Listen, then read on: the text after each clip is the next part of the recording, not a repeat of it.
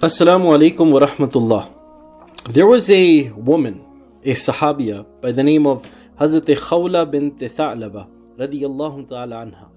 All of the Sahaba, mashallah, had attributes, but there were very few because of whom Allah subhanahu wa ta'ala revealed the first 6 ayahs of Surah Al-Mujadila. And literally, Mujadila means she who disputes. What had happened was, she was married to her husband, and her husband divorced her in a fit of anger. We often have individuals who let their anger overtake them. And in the times of Jahiliyyah, all they had to say was, "You are like the back of my mother."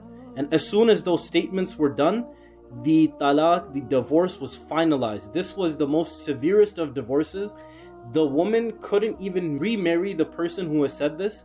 After marrying another person, getting their divorce, even then she could not marry the individual who had uttered this statement to her.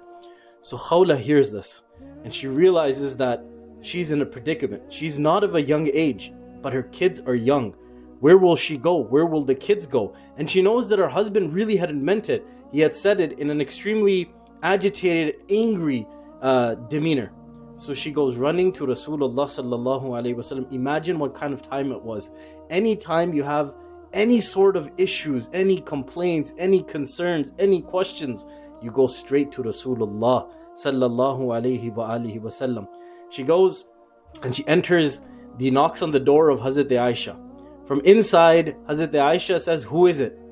Hazrat Khawla, she replies, she says, "It is I, Khawla." She realizes it is a Sahabiya. She allows her to enter.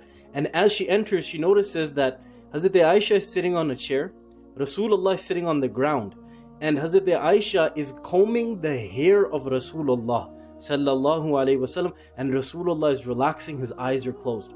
Khawla is agitated. She comes running in and she says, "Ya Rasulullah, Ya Rasulullah, listen to my plea. My husband has divorced me. He has called me like the back of his mother. And so my divorce has been finalized. Ya Rasulullah, please have raham upon me. Ya Rasulullah, help me." Rasulullah looks up at Khawla. She says, "Your divorce has been finalized." That was the law of the time.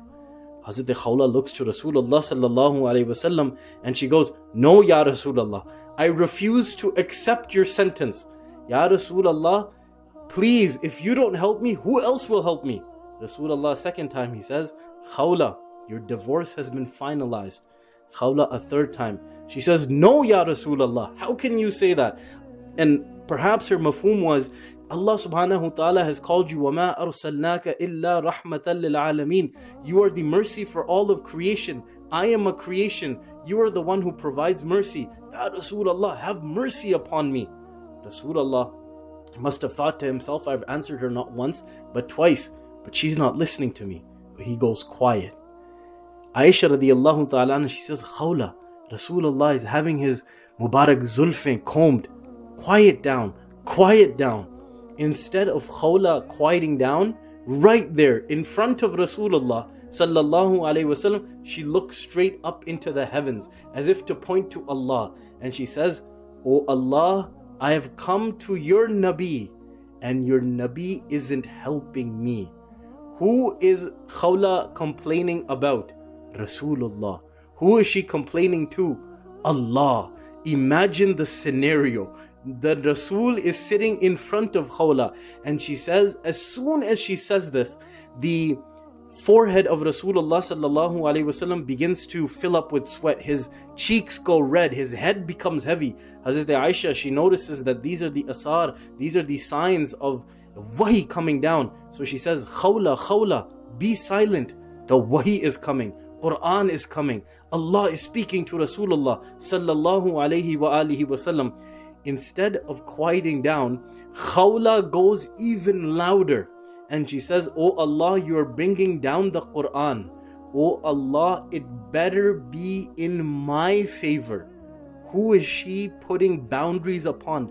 Allah, the one with no boundaries. But imagine the connection that Khawla had with Allah, with Islam, with Rasulullah. She says, "Ya Allah, you're bringing down the Quran on your Nabi. Ya Allah, the sentencing, the discussion, the decision better be in my favor." Rasulullah sallallahu alaihi wasallam, once the wahi had passed, he looks at her, smiles, and he narrates the following ayahs. He says, قد سمع الله قول التي تجادلك في زوجها وتشتكي إلى الله والله يسمع تحاوركما إن الله سميع بصير. He says, and literally the ayah translates that Allah subhanahu wa ta'ala has heard the dispute of the woman who disputes with my Nabi sallallahu alayhi wa alihi wasallam. My dear brothers, that is a connection with Allah. This is Iman. This is the epitome of Islam. May Allah subhanahu wa ta'ala allow us to have this kind of connection with Allah, with His Rasul sallallahu alayhi wa alihi wasallam. Ameen. Wa akhir da'wana alhamdulillahi rabbil alameen.